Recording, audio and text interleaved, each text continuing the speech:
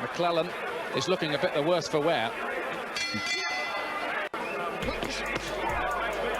Certainly Jackson had quite a bit to say. I think one of the blows might have strayed a little bit low, and now Jackson's under fire. 30 seconds.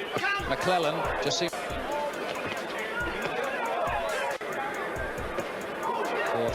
Jackson there landed on Mclellan, and Mclellan's good shot. Oh, he's got him with a left hook. Jackson spread eagle. Was the G-Man had a style where he was constantly moving towards the power hand of his opponent, right? Very aggressive footwork. One of the most violent men in the history of boxing, and some of the most aggressive footwork I've ever seen. And people don't always understand what aggressive footwork is, because most people don't know enough about boxing to understand the nuances of footwork. But when you're moving inside towards somebody's power hand, you're pretty much saying, I dare you to do it. Please throw the right hand right down the middle and try to hit me with it. So what Gerald Mclellan would do is he would slip the right hand, right?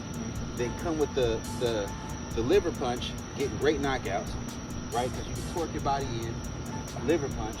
Or he would come with the left hook, right? Left hook is very strong from this position right here, right? Now there's hooking with a hooker, because you can easily turn your body a little bit and be in a better position. But if I'm in that better position for that split moment of time, and I throw that left hook, and I have better leverage, and he was one of the greatest hookers, right? Now, what he also had was a chopping right hand. So he can get outside of this hand, or he'll go on his way on the other side and drop the overhand right down the middle. Oh, see how the positioning is different. It's called more of a chopping right hand than an overhand right, but it's still an overhand right because it's not a straight right hand. So he's moving this way, then throwing that chopping right hand where you just drop it down. Boom. Boom. And he was one of the most explosive punchers because of it. But you see how the positioning was different, right? There's high risk, high reward, low risk, low reward, a low risk, high reward, and high risk, low reward. That was high risk, high reward when it comes to fighting styles, because he was constantly putting himself in a danger zone. And it worked for him for most of his career, but then his career tragically ended when he suffered some brain trauma fighting Nigel Benn. And Nigel Benn, listen, the way he got up off of that deck after he got knocked through the ropes, getting hit with clean shots from the G-Man, was nothing short of a miracle.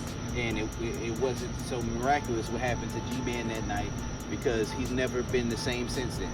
It's been probably 20 plus years since that fight happened, and G-Man is still in not too far from a childlike state.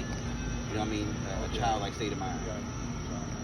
So that's the thing about it. High risk, high reward.